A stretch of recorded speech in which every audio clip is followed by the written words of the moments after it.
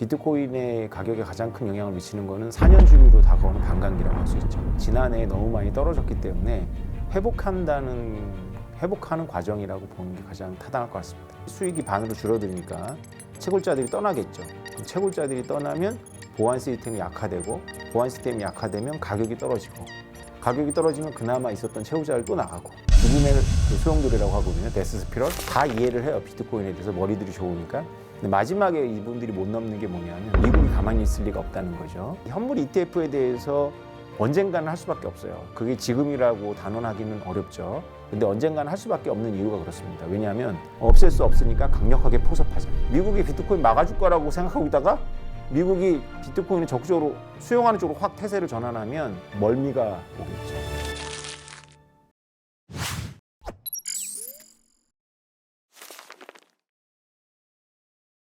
안녕하세요. 저는 오태민입니다.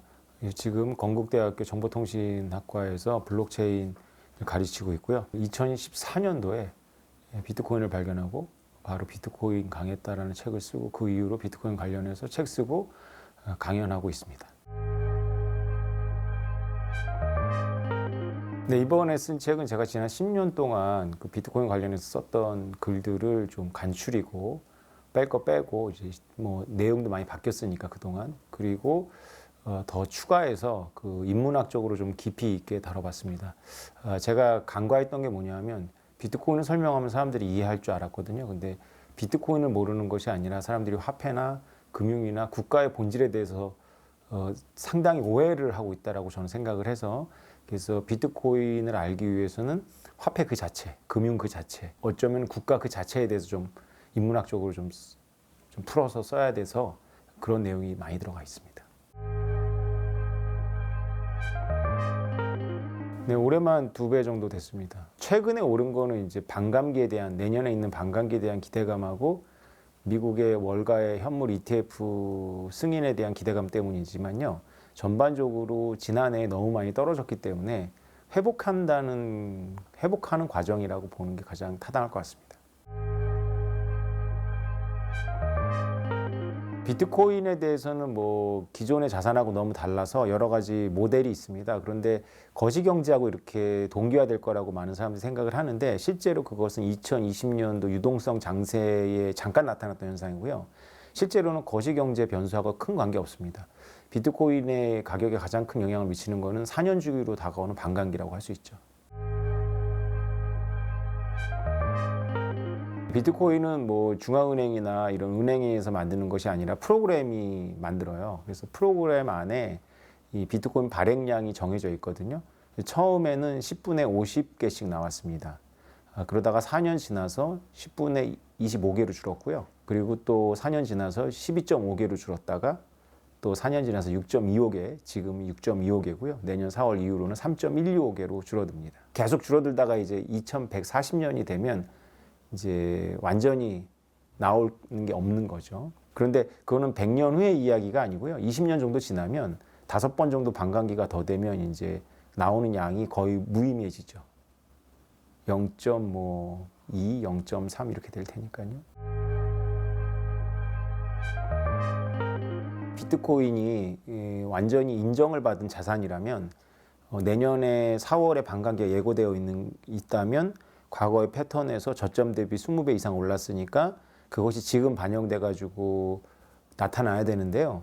아직도 비트코인은 그런 지위는 아니고 사람들이 의심을 하죠. 그래서 미국 정부가 막을 수도 있고 한국 정부에서 뭐 엄청난 규제를 할 수도 있고, 그리고 해킹을 당해서 없어질 수도 있고, 이런 회의론이 계속 있는 거죠. 그러니까 이제 실제로는 반감기가 이루어지고 나서 강건하다라는 게 증명이 되고 나서 크게 오릅니다. 원래는 이제 반감기가 끝나고 한 1년 가까이 지날 동안 안 움직이다가요, 갑자기 오르죠. 채굴량이 없어지면 채굴자들이 수지타산이 안 맞으니까 채굴을 안 해서 가치가 떨어진다. 그런 이야기는 처음부터 있었죠. 그래서 반감기가 왜 오르냐 하면 반감기가 되면 망한다는 게 주된 그 여론이었어요. 왜냐하면 채굴자들이 하는 일이 비트코인 시스템을 보완하는 건데, 채굴자들이 갑자기 수익이 반으로 줄어드니까 채굴자들이 떠나겠죠. 그럼 채굴자들이 떠나면 보안 시스템이 약화되고, 보안 시스템이 약화되면 가격이 떨어지고, 가격이 떨어지면 그나마 있었던 채굴자를 또 나가고, 채굴자를 또 나가면 보안이 더 약해지고, 이걸 죽음의 그 소용돌이라고 하거든요. 데스 스피럴. 그렇게 가는 모델도 있고, 실제로 비트코인 채굴량은 반으로 줄어들었지만 비트코인의 가격이 2배 이상 증가하면 채굴자들은 손해보는 게 없죠. 이 모델도 가능했던 거예요. 근데 두 가지 모델이 경쟁을 했는데 지난 3번의 그 반감기에서는 후자가 다 이겼죠. 이번에도 이길 거라고 보고 있습니다. 전통 화폐를 특히 경제학에서 관심 있는 화폐로서는 그게 문제가 됩니다. 그러니까 이제 디플레이션 화폐라고 하는데요. 이런 디플레이션 화폐는 금도 있고 이런 비트코인도 있습니다. 그래서 원래 우리 인간들이 금을 화폐의 근거로 사용을 하다가 이 금이 갖고 있는 디플레이션 속성 때문에 금을 버렸죠, 화폐로서. 그리고 나서 이제 쭉 지금까지 왔는데 금을 또 버리니까 아르헨티나 같은 현상이 나타나는 거죠. 그래서 아르헨티나는 지금 기준금리가 100%가 넘거든요. 정부에서 국민들이 원하면 언제든지 이 화폐를 찍어내니까 문란해지는 거죠. 그래서 금에 구속이 되면 디플레이션이 일어나고 금하고 그 관계를 끊어버리면 인플레이션으로 가니까 이제 비트코인 같은 이제 현상도 나타난 거죠. 비트코인 디플레이션 화폐인 건 맞습니다. 그러니까 올인어글이라고 제가 이제 표현한 이유는 이제 올인어글이가 철학에서는 되게 중요한 현상이거든요. 아무것도 아닌 하나의 동물인데 그 동물이 기존에 우리 인간이 갖고 있었던 포유류의 범주에 안 맞아요. 포유류의 범주에 안 맞으니까 엄연히 존재하는 것을 존재하지 않는 것처럼 하거나 무시하거나 했죠. 처음에 막 부정하고. 그것이 이제 비트코인 현상에도 똑같이 나타났죠. 그러니까 우리가 화폐를 뭐라고 정의하는지는 중요하지 않죠. 그거는 이제 우리가 시험을 볼 때는 학문에서는 중요하지만 엄연히 다른 현상이 나타났으면 우리가 갖고 있는 화폐라는 그 범주를 좀 수정하거나 우리가 만든 범주가 우주 그 자체는 아니니까 우리 인간의 인식이지 우주 그 자체는 그걸 뛰어넘으니까 이렇게 겸손했어야 되는데 그동안의 학자뿐만 아니라 지식인들이 오만했던 거죠. 무엇이 먼저인지 생각해 봐야 돼요. 언어가 먼저일까요? 현상이 먼저일까요? 그러니까 비트코인 현상이 먼저고 우리의 언어가 따라가는 건데 경제학자들을 비롯해서 언어가 먼저 있다는 착각을 진짜 진지하게 하더라고요. 그래서 올인어글이라고 한 거죠. CBDC하고 비트코인은 근본적으로 속성이 다르죠. 미국의 중앙은행인 연준이 비트코인을 몰아내려면 어떤 CBDC를 만들어야 될지를 생각해 보면 됩니다. 연준이 자기네들이 서버를 독점하지 않고 여러 국가하고 서버를 나누고 자기네들이 마음대로 프로그램 못 고치게 만든 다음에 발행량을 정해놔야 되겠죠. 그렇게 할 리가 없잖아요. 그죠? 그러니까 애초에 비트코인하고는 출발 자체가 다르고 CBDC는. 그리고 그마저도 CBDC는 좀 나오기가 어렵습니다. 특히 미국에서는 CBDC를 만들기가 어려워요. 그 뭐라고 부르든지 간에 중앙은행이 만든 디지털 화폐가 뭐라고 부르든지 간에 CBDC라고 한다 해서 CBDC가 아니고 여태까지 중앙은행은 상업은행을 거쳐가지고 화폐를 발행했거든요. 근데 만약에 CBDC 정의에 맞도록 개인하고 기업을 바로 중앙은행이 전자화폐를 발행해서 준다면 상업은행이 망합니다. 그래서 미국은 이미 상업은행들을 중심으로 CBDC 반대 로비가 활발하고요. 또 CBDC는 거래하는 게 모두 투명하게 보이기 때문에 중앙은행 입장에서 프라이버시가 침해된다 그래서 또 정치가들이 반대하고 있죠. 만약에 한다면 제 예상에는 진짜로 그 원래 CBDC는 안 할 거고요. 우리나라 한국은행하고 주요 기관하고 그 다음에 상업은행들 사이에 통신 프로토콜을 블록체인으로 만들어서 그걸 CBDC라고 부를 수 있습니다. 원래 그 금융기관의 통신 프로토콜이 사실은 그 송금망입니다. 은행들 간의 통신이라는 게 그 해킹 안 당하면 그게 바로 장부를 교체하는 거거든요. 진짜로 돈이 왔다 갔다 하진 않을 거 아니에요. 장부를 고치는 거죠, 서로. 네. 비트코인을 공부하면 이제 가장 큰 반론 중에 하나가 제 주변에서 제가 경험을 했는데요.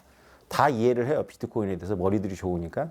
근데 마지막에 이분들이 못 넘는 게 뭐냐면 미국이 가만히 있을 리가 없다는 거죠. 그래서 제가 이 책의 전작으로 비트코인 달러의 지정학이라는 책을 썼습니다. 우리가 달러 시스템이라는 것에 대해서 좀 고민을 해봐야 돼요.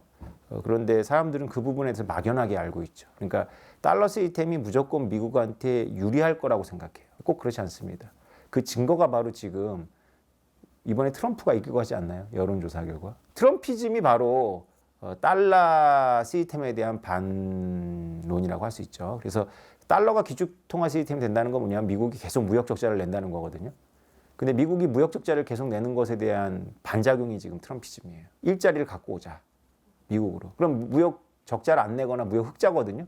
무역 흑자가 되면 달러가 미국으로 들어가겠어요? 미국에서 달러가 밖으로 나오겠어요? 무역 흑자가 되면 전 세계 우리나라에 있는 달러가 미국으로 들어가죠. 그러면 달러가 기축통화 역할을 하기가 어렵습니다. 우리가 그렇게 보면 안 되고 미국이 현물 ETF에 대해서 언젠가는 할 수밖에 없어요. 그게 지금이라고 단언하기는 어렵죠. 근데 언젠가는 할 수밖에 없는 이유가 그렇습니다. 왜냐하면 일단 미국의 엘리트들이 굉장히 실용적인 마인드를 갖고 있어요. 그러니까 우리나 중국처럼 도덕적으로 다 사물을 보는 것도 있지만 그것은 다가 아니에요. 비트코인이 국가 입장에서는 불편하거든요. 근데 이것을 만약에 우리가 없앨 수 없다면 어떻게 해야 되지?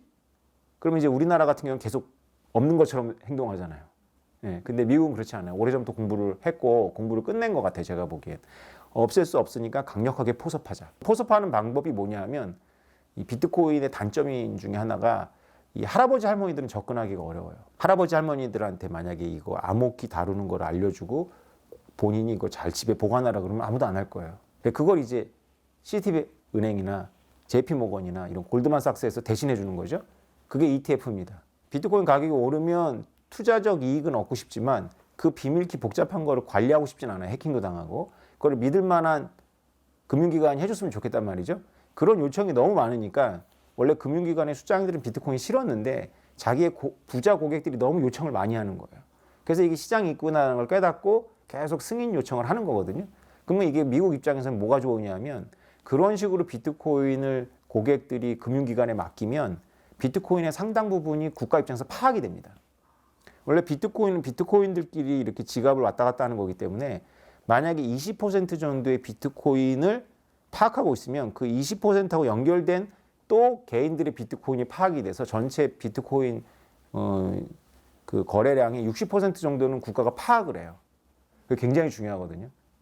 그래야 자금 세탁의 도구로 쓰이지 않고 그다음에 적성 국가가 비트코인을 가지고 무역에 쓴다거나 하는 거를 대략 알 수가 있고 파악하거나 나중에는 막을 수도 있죠. 그래서 적극적으로 포섭하는 과정으로 이제 확 바꿀 거예요, 태세를.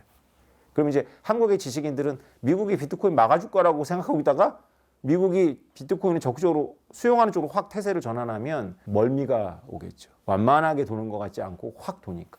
근데 이게 오래전부터 나왔던 이야기입니다.